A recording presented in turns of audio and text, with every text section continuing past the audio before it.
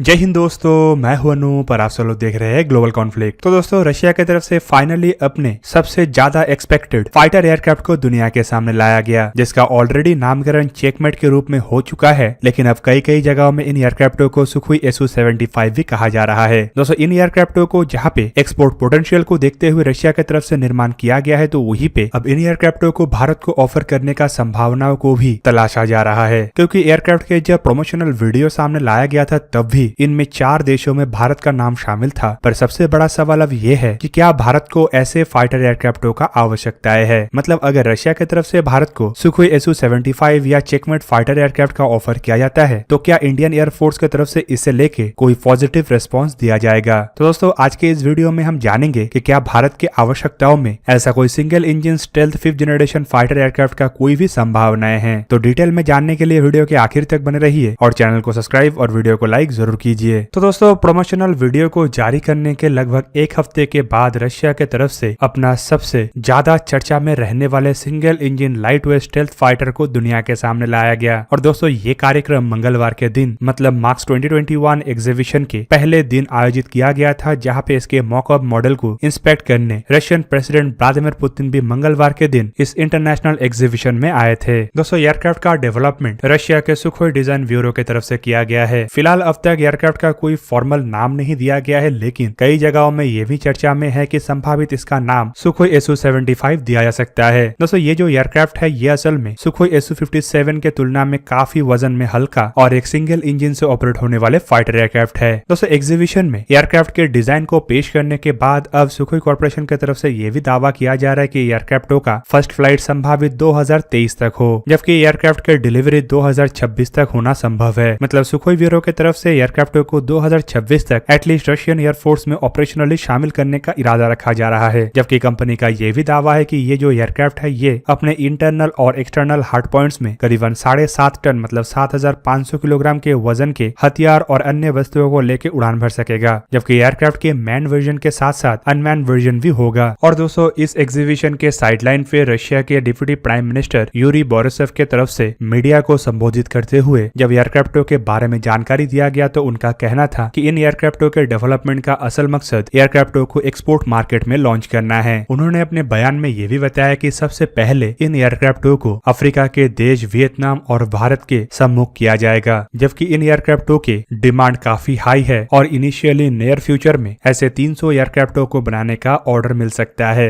Borisov की तरफ से यह भी जानकारी दिया गया है कि एयरक्राफ्टों के एक्सपोर्ट पोटेंशियल टोटली डिपेंड करता है कब तक रशिया की तरफ से कितने तेज गति से इन एयरक्राफ्टों के डेवलपमेंट को संपूर्ण किया जा सकेगा। जबकि दूसरी तरफ रशिया के हथियारों के सबसे प्रमुख एक्सपोर्टर रोस्टैक के उच्च अधिकारी सर्गेई चेमिसोव की तरफ से भी अपने बयान में भारत का जिक्र करते हुए भारत को एक प्रोस्पेक्टिव बायर का दर्जा दिया गया। रशियन न्यूज एजेंसी तास की तरफ से रिपोर्ट में बताया गया है कि चेमिसोव द्वारा Bharat, middle east, south east Asia के देश और लैटिन अमेरिका जैसे देशों को एयरक्राफ्ट के पोटेंशियल बायर के रूप में दर्शाया गया है। अब ऐसे में सबसे बड़ा सवाल है कि क्या भारत द्वारा सच में ऐसे कोई एयरक्राफ्टों का आवश्यकता है या भारत ऐसा कोई एयरक्राफ्टों को खरीद सकता है। जबकि साथ में सवाल ये भी है कि क्या रशिया की तरफ से अगर भारत को डायरेक्टली इन एयरक्राफ्टों का ऑफर किया जाता है, तो क्या भारत के द्वारा इस ऑफर को एक्सेप्ट किया जाएगा। दोस्तों, अगर देखा जाए तो चेकमेट एयरक्राफ्ट खाली एक सिंगल इंजन के नया स्टेल्थ एयरक्राफ्ट के रूप में ही इतना अधिक चर्चा में नहीं है, बल्कि ये ऐसा पहला सिंगल इंजन फाइटर एयरक्राफ्ट है जिसे सोवियत यूनियन टूटने के बाद रशिया के द्वारा डेवलप किया गया है। देखा जाए तो सोवियत यूनियन टूटने के बाद रशिया की तरफ से ज्यादातर ट्विन इंजन फाइटर एयरक्राफ्टों के ऊपर ही भरोसा जताया गया और रशिया के बेड़े में MiG-29 और सुखोई 27 के बेस पे ही निर्माण किया हुआ ट्विन इंजन एयरक्राफ्टों का इस्तेमाल किया जाता है। और इसे लेके रशियन एक्सपर्टों का ये भी मानना है कि रशिया का बहुत बड़े एरिया मतलब क्षेत्रफल होने के वजह से और लंबे बॉर्डर होने के वजह से twin engine fighter aircraft Russia के लिए सबसे बेहतरीन है, क्योंकि ऐसे में उड़ान भरते टाइम अगर कोई एक इंजन क्षतिग्रस्त हो जाता है तो एयरक्राफ्ट को आसानी से कंट्रोल करके वापस लाया जाना संभव है। और इसी वजह से रशिया द्वारा ट्विन इंजन के फाइटर एयरक्राफ्टों के ऊपर ज्यादा प्रमुखता दिया जाता है। पर अगर देखा जाए तो रशिया के इकोनॉमी की वजह से रशिया के लिए सिंगल इंजन फाइटर एयरक्राफ्ट ही सबसे बेहतरीन ऑप्शन है, क्योंकि इसे बनाना जहाँ पे काफी कम खर्चीला होता है, तो वहीं पे एक सिंगल इंजन फाइटर एयरक्राफ्टों को ऑपरेट करना भी ट्विन इंजन फाइटर एयरक्राफ्टों को ऑपरेट करने के तुलना में कम खर्चीला होता है। और ये हाल ही के सिचुएशन में रशिया की इकोनॉमी के लिए भी काफी जरूरी है। दोस्तों, कुछ ब्रिटिश थिंक टैंकों का ये भी सोचना है कि रशिया की के तरफ से जो चेकमेट नामक फाइटर एयरक्राफ्ट का निर्माण किया जा रहा है ये असल में और कुछ नहीं बल्कि MiG-21 फाइटर एयरक्राफ्ट का एक लो ऑब्जर्वेबल वर्जन है। मतलब MiG-21 एयरक्राफ्ट का एक स्टेल्थ वर्जन है। और दोस्तों ये MiG-21 एयरक्राफ्ट असल में सोवियत यूनियन के जमाने में बनाया हुआ एक ऐसा एयरक्राफ्ट है जो अब तक सबसे अधिक मात्रा में एक्सपोर्ट किया गया है। भारत द्वारा भी बड़े मात्रा में MiG-21 एयरक्राफ्टों का इस्तेमाल किया गया है और भारत अभी भी इन एयरक्राफ्टों का बड़े मात्रा में इस्तेमाल कर रहा है और इंडियन एयरफोर्स में लगभग 1962 से ही MiG-21 एयरक्राफ्ट ऑपरेशनल है। पर अगर इन एक्सपर्टों के भारत को लेकर नजरिया को देखा जाए तो उनका मानना है कि सुखोई Su-57 के बेस पे भारत के साथ बनाए जाने वाले FGFA प्रोजेक्ट को लेकर भारत को जो एक्सपीरियंस मिला है और सुखोई 30 MKI एयरक्राफ्टों के कमजोर सपोर्ट प्रोग्राम के एक्सपीरियंस को लेकर भारत को जो अतीत में मुश्किलों का सामना करना पड़ा है उसके बाद भारत नया किसी रशियन फाइटर एयरक्राफ्ट को लेकर काफी ध्यान से आगे बढ़ेगा। दोस्तों इन एक्सपर्टों की तरफ से यह भी जानकारी दिया गया है कि FGFA प्रोजेक्ट मतलब रशिया और भारत के द्वारा को डेवलपमेंट प्रोसेस में सुखोई Su-57 के बेस पे इंडियन एयरफोर्स की आवश्यकताओं को पूरा करने के लिए बनाए जाने वाला स्टेल्थ 5th जनरेशन के फाइटर एयरक्राफ्ट था जिसका एक्सपीरियंस भारत के लिए इतना बेहतरीन नहीं था जिस वजह से 2018 में तब के डिफेंस मिनिस्टर श्रीमती निर्मला सीतारमन जी की तरफ से इससे भारत को विड्रॉल कर लिया गया था। जिसके पीछे कारण स्वरूप एक्सपर्टों का यह भी कहना है कि एयरक्राफ्टों के स्टेल्थ फीचर और एयरक्राफ्टों में इस्तेमाल होने वाले इंजन को लेके इंडियन एयरफोर्स खुश नहीं था। पर अगर रशिया के दावे को देखा जाए तो चेकमेट एयरक्राफ्ट का सबसे पॉजिटिव गुण इसका कॉस्ट ही बनेगा। रिपोर्टों के मुताबिक चैमिसॉफ के तरफ से चेकमेट फाइटर एयरक्राफ्ट के एक्सपेक्टेड कॉस्ट को करीबन 25 से 30 मिलियन डॉलर के आसपास बताया गया है। ऐसे में अगर देखा जाए तो ये दुनिया में अब तक सर्विसेबल किसी भी 5th जनरेशन के फाइटर एयरक्राफ्ट के तुलना में कई गुना कम है। दोस्तों अमेरिकी F-22 या F-35 या रशिया के सुखोई Su-57 हो सभी एयरक्राफ्ट कॉस्ट ओवररन से गुजर रहा है जिसके पीछे असल कारण एयरक्राफ्टों के प्रोजेक्ट में लंबे डिले है। पर रशिया की तरफ से कहना है कि इन एयरक्राफ्टों को काफी खास मटेरियलों से निर्माण किया गया है और रशिया की तरफ से एयरक्राफ्टों के प्रोडक्शन को लेके खास तरीका अपनाया जाएगा जिसके वजह से एयरक्राफ्टों का कॉस्ट किसी भी अन्य फाइटर एयरक्राफ्टों के बराबर ही होगा। इवन इन एयरक्राफ्टों के कॉस्ट के सामने चाइना जैसे देशों की तरफ से निर्माण किया हुआ फाइटर एयरक्राफ्ट भी पीछे रहेगा। दोस्तों दुनिया में एकमात्र ऑपरेशनल 5th जनरेशन के सिंगल इंजन फाइटर एयरक्राफ्ट मतलब F-35 के कॉस्ट को अगर देखा जाए तो कुछ रिपोर्टों के मुताबिक 2019 में अमेरिकी एयरफोर्स के लिए ही इन एयरक्राफ्टों का कीमत करीबन 80 से 90 मिलियन डॉलर था। जबकि अगर अमेरिका की तरफ से इन एयरक्राफ्टों को किसी अन्य देश को एक्सपोर्ट किया जाता है तो इसका कीमत इससे कई अधिक बढ़ सकता है। ऐसे में चेकमेट जैसे फाइटर एयरक्राफ्टों को अगर स्टेल्थ और 5th जनरेशन के फीचर्स के साथ रशिया के द्वारा 30 मिलियन डॉलर से कम कीमत में दुनिया के सामने लाया जाता है तो ये एक्सपोर्ट मार्केट में अमेरिका के दबदबे को घटा के रशिया के पुराने दबदबे को वापस लाने के लिए एक प्रमुख जरिया बन सकता है। पर अमेरिकी एक्सपर्ट का ये मानना है कि 30 मिलियन डॉलर से कम कीमत को लेके जो चेकमेट का बात कहा जा रहा है ये जस्ट एक पब्लिसिटी स्टंट है और ये कतई पॉसिबल नहीं है। चेकमेट फाइटर एयरक्राफ्टों के निर्माता के तरफ से दावा किया गया है कि इन एयरक्राफ्टों में एक ऑटोमेटेड लॉजिस्टिक सिस्टमों को लगाया जा रहा है जिसका नाम है मदरस्का। जबकि F-35 जैसे फाइटर एयरक्राफ्टों में भी ऐसा ही सिमिलर सिस्टम है जिसे LS कहा जाता है जो एयरक्राफ्टों के उड़ान के दरमियान उसके परफॉर्मेंस को नोट करता है और डेटा को लॉकहीड मार्टिन को वापस भेजता है। जबकि LS जैसे सिस्टमों को लेके ये भी खबर है कि इनमें कई तरीके के फ्लॉज है जिनमें डिटेक्टिंग फ्लॉज है जो बेकार में एयरक्राफ्टों को ग्राउंडेड करता है। और इसके साथ साथ LS जैसे सिस्टमों के ऊपर ये भी इल्जाम लग चुका है कि इससे F-35 के कस्टमरों के सॉवरेनिटी भी वायलेट होता है। पर दोस्तों एयरक्राफ्टों में चाहे जितना भी खासियत हो और रशिया के तरफ से भारत को चाहे इसे लेके जितना भी ऑफर किया जाए लेकिन भारत के मामले में सबसे बड़े मुश्किल है स्वदेशी वर्सेस विदेशी का। आप सब लोगों को पता ही है कि इस महामारी के दरमियान प्रधानमंत्री नरेंद्र मोदी की तरफ से आत्मनिर्भर भारत के संकल्प को रखा गया है जहाँ पे स्वदेशीकरण को अब प्रमुखता दिया जा रहा है। और ऐसे में सवाल ये है कि अगर रशिया की तरफ से भारत को फाइटर एयरक्राफ्टों का ऑफर किया जाता है तो क्या भारत स्वदेशीकरण को पीछे छोड़ते हुए विदेशी फाइटर एयरक्राफ्टों को परचेस कर सकता है। फिलहाल अगर देखा जाए तो इंडियन एयरफोर्स के आवश्यकताओं को पूरा करने के लिए 2 स्वदेशी एयरक्राफ्टों के ऊपर प्रमुख ध्यान दिया गया है जिनमें तेजस एयरक्राफ्ट के बेस पे निर्माण किए जाने वाले सिंगल इंजन के तेजस मार्क 2 या फिर मीडियम वेट फाइटर एयरक्राफ्ट के साथ साथ twin engine stealth 5th generation fighter aircraft AMCA शामिल है। जबकि स्वदेशीकरण को अगर देखा जाए और फ्यूचर के इंडियन एयरफोर्स के 5th जनरेशन के फाइटर एयरक्राफ्टों की आवश्यकताओं को पूरा करने के ऑप्शन को अगर देखा जाए तो इसी साल फरवरी महीने में एयरफोर्स के air chief marshal RKS Bhadauria की तरफ से टाइम्स ऑफ इंडिया को एक इंटरव्यू देते हुए जानकारी दिया गया था कि इंडियन एयरफोर्स AMCA के पीछे बलपूर्वक खड़ा है। मतलब इंडियन एयरफोर्स की तरफ से AMCA प्रोजेक्ट को संपूर्ण समर्थन दिया जा रहा है। जबकि उस समय खबर में यह भी आया था कि इंडियन एयरफोर्स फिलहाल ना किसी देश के साथ ज्वाइंट वेंचर में 5th जनरेशन जनरेशन के फाइटर एयरक्राफ्ट को निर्माण कर रहा है और ना ही किसी देश से 5th जनरेशन के फाइटर एयरक्राफ्टों को परचेस करने का इरादा रखता है। ऐसे में AMCA को ही इंडियन एयरफोर्स के सबसे पहला 5th जनरेशन के फाइटर एयरक्राफ्ट के रूप में फिलहाल देखा जा रहा है। और अगर AMCA एयरक्राफ्ट के टाइमलाइन को देखा जाए तो आपको पता चलेगा कि हिंदुस्तान एरोनॉटिक्स लिमिटेड इन एयरक्राफ्टों के फर्स्ट फ्लाइट 2025-26 के दरमियान ही प्लान किया है और DRDO के तरफ से 2027 से 2030 के टाइमलाइन को एयरक्राफ्टों के प्रोडक्शन टाइमलाइन के रूप में दर्शाया जा रहा है। और ऐसे में अगर ये सही तरीके से आगे बढ़ता है तो आशा किया जा रहा है कि इंडियन एयरफोर्स में 2032 तक पहला 5th जनरेशन के फाइटर एयरक्राफ्ट के स्क्वाड्रन के रूप में AMCA एयरक्राफ्ट ऑपरेशनलाइज हो सकता है। ऐसे में किसी अन्य देश से 5th जनरेशन के फाइटर एयरक्राफ्टों को फिलहाल परचेस करने का कोई इरादा दिखाया नहीं गया है, इसीलिए हम एटलीस्ट अभी ये कह सकते हैं कि चेकमेट जैसे फाइटर एयरक्राफ्टों को लेके अगर रशिया की तरफ से भारत को कोई ऑफर किया भी जाता है तो भारत की तरफ से फिलहाल ऐसा कोई इंटरेस्ट नहीं दिखाया गया है। पर दोस्तों फिर भी एक सवाल रह जाता है कि अगर रशिया की तरफ से इन एयरक्राफ्टों का ऑफर इंडिया के 110 फाइटर एयरक्राफ्टों के टेंडर में ही किया जाता है तो भारत की तरफ से इसे लेके क्या रिस्पॉन्स रहेगा। और अगर आपको इसके बारे में जानना है तो वीडियो में कॉमेंट कीजिए और आप लोगों के कॉमेंट के बेस पे मैं एक वीडियो के माध्यम से इसके बारे में बताऊंगा। तो दोस्तों ये था आज का वीडियो। अगर आपको वीडियो अच्छा लगा तो उसे लाइक कीजिए और मेरे चैनल को सब्सक्राइब कीजिए और साथ में बना हुआ बेल आइकन को भी प्रेस कर दीजिए ताकि आप मेरा वीडियो देख पाए सबसे पहले। जय हिंद।